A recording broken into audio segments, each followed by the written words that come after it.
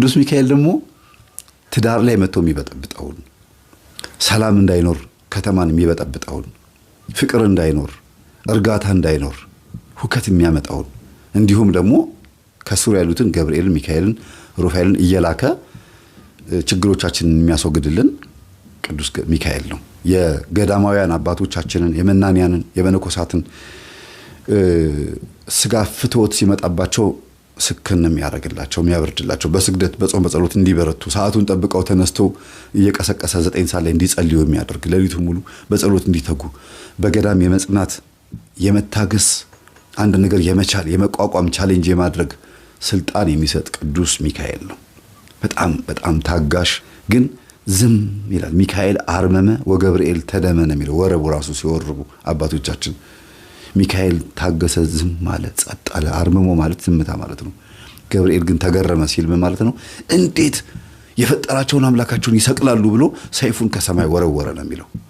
የቤተ መቅደስ መጋረጃ ለሁለት ተከፈለ ከሚለው ጋር ማለት ነው ሲያያዝ ምንድነው የሚካኤል ትልቁ በቃ በጣም ለየት ያለ ባህሪው መልአካዊ እርዳታው ለኛ መልአካዊ እርዳታው ጸባይኛ ያደርጋል። በጣም ትህትና ያላቸው ሰዎች ብዙ ጊዜ ከቅዱስ ሚካኤል በረከት አግኝተዋል። በተክሊል ተጋብተውም የሚበጣበጡ ባለትዳሮች ካሉ ጸልዩላቸው በመልክአ ሚካኤልና በድርሳነ ሚካኤል። በቁርባን ተጋብተው በተክሊል ተጋብተው ቤት ውስጥ ብጥብጥ የሚያደርጋችሁ ሰው ካለ ያወቃችሁትም ሰው ይኖር ያላወቃችሁትም ሰው ይኖር አጋልጥም በሉት ከዚህ ቤት ማጥፋ ሚስጥሩን ግለጥልን ካላችሁት ያወጣል። ሰላም ነው የሚፈልገው ቅዱስ ሚካኤል ባለበት ቦታ ላይ እርግጥ ፍሎ ይሄ ደስ የሚል እንዴት ነው አንዳንድ ወንዝ ቦታ ላይ የሚሄዱ ሰዎች እኮ ውሃው ሲወርድ ሲያዩት ደስ ይላቸዋል አይደለም? በጣም እየተገላበጠ የሚመጣ ውሃ እኮ እንዴ ብላችሁ ነው የሚሸሹት። እና ረጋ ያለ ነገር ነው እና ጥልቀት ያለው ውሃ ከላይ ረጋ ያለ ነው። ፍሬ ያዘ የስንዴ ዘለላ ይላሉ አባቶች አንገቱን ይደፋል። ትትና ያለው ሰው ዕውቀት ያለው ሰው ዕውቀቱ መንፈሳዊ የሆነ ምግባሩ ከዕውቀቱ ጋር ከመንፈሳዊት ጋር ያስተሳሰረ ሰው ትትና ያለው ለማለት ፈልገው ነው። እና